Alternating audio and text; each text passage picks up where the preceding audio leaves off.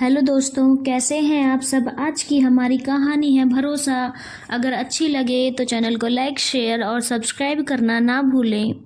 अरे बेटा, तुम बहू और बच्चों के साथ सुबह सुबह दरवाजे की कुंडी बजती देख दरवाजा खोल। सामने बेटे बहू को देखते हुए रामकिशोर जी बोले, हाँ अब हम यहीं रहेंगे। एक टूक शब्दों में कह राकेश अपना सामान लेकर एक कमरे में चला गया। बेटा बहू का उतरा चेहरा देखकर रामकिशोर और उनकी पत्नी विमला परेशान हो गए। कुछ बात हो गई क्या?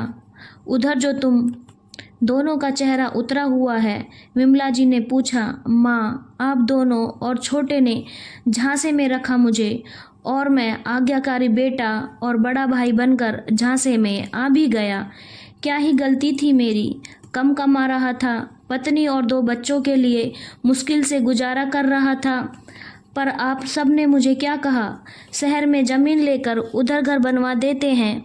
दोनों भाई मिलजुल कर रहना, जो ज़रूरत होगी वो हम गांव से भी थोड़ा बहुत भेज दिया करेंगे। और तो और घर बनवाने का जिम्मा भी छोटे को सौंप दिया।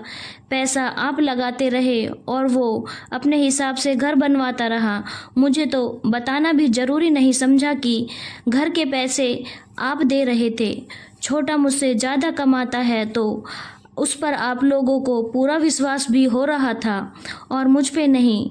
हम आपके कहने पर वहाँ चले तो गए, पर बदले में तानों की बौछार मिलती रही। मेरे बच्चों को भूखा रखती थी छोटे की बहू और अपने बच्चों को भरपेट खिलाती। उस पर से सुनाती रहती कि खा बेटा, तेरे बाप की कमाई का है, मुफ्त का नहीं, जो सब चट कर जाएं। बस बहुत हो गया। शहर जाकर अच्छी जिंदगी के खूबसूरत झांसे में आकर हम वहाँ नौकर बनकर रह गए। अब कम कमाएंगे पर यहाँ इज्जत से रहेंगे, राकेश ने कहा। पर बेटा, घर तो तुम दोनों के लिए ही बनवाया था ना। यहाँ कहाँ तुम खेती बाड़ी कर पाओगे। शहर में रहकर कहीं नौकरी करके बच्चों का पालन पोषण कर सकते थे। यहाँ क्या ही रखा है, रामकिशोर जी बोले। बस पापा, बहुत हो गया। शहर जाकर रहने के झांसे में अब ना जाऊँगा। यहाँ रहकर जो भी मिलेगा उसमें गुजारा कर लेंगे, पर किसी के नौकर बनकर नहीं रहेंगे। और जैसे छोटे के लिए ज़मीन और घर का इंतजाम किया, मेरे लिए भी कर देते तो अच्छा होता। मैं भी अपने हिसाब से घर बनवा लेता तो किसी के ताने सुनने तो नहीं पड़ते। दुखी स्वर में राकेश ने कहा, हमसे गलती हो गई जो छोटे की बातों में आ गए। उसने हमसे कहा, कहाँ आप और भैया परेशान होंगे, दीजिए सब मैं करवा देता हूँ। और वो पैसे भी लेता रहा और बोलता रहा, भैया से पूछ पूछ कर बनवा रहा हूँ घर। वो तो बाद में पता चला उसने तुमसे कभी कोई राय मशवरा किया ही नहीं। तुम शांत स्वभाव के, वो उग्र तो हम भी क्या ही बोलते उससे।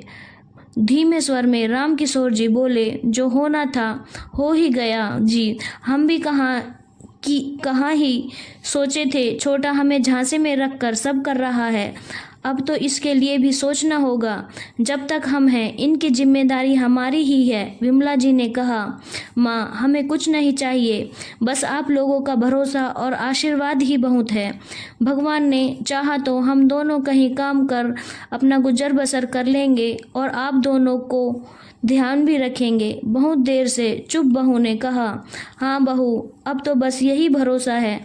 हम भी कभी कभी अपनों के ही झांसे में आकर गलती कर बैठते हैं, इसके लिए हमें माफ़ कर देना, विमला जी ने कहा, जो छोटे बेटे की बातें सुनकर आहत हो चुकी थी।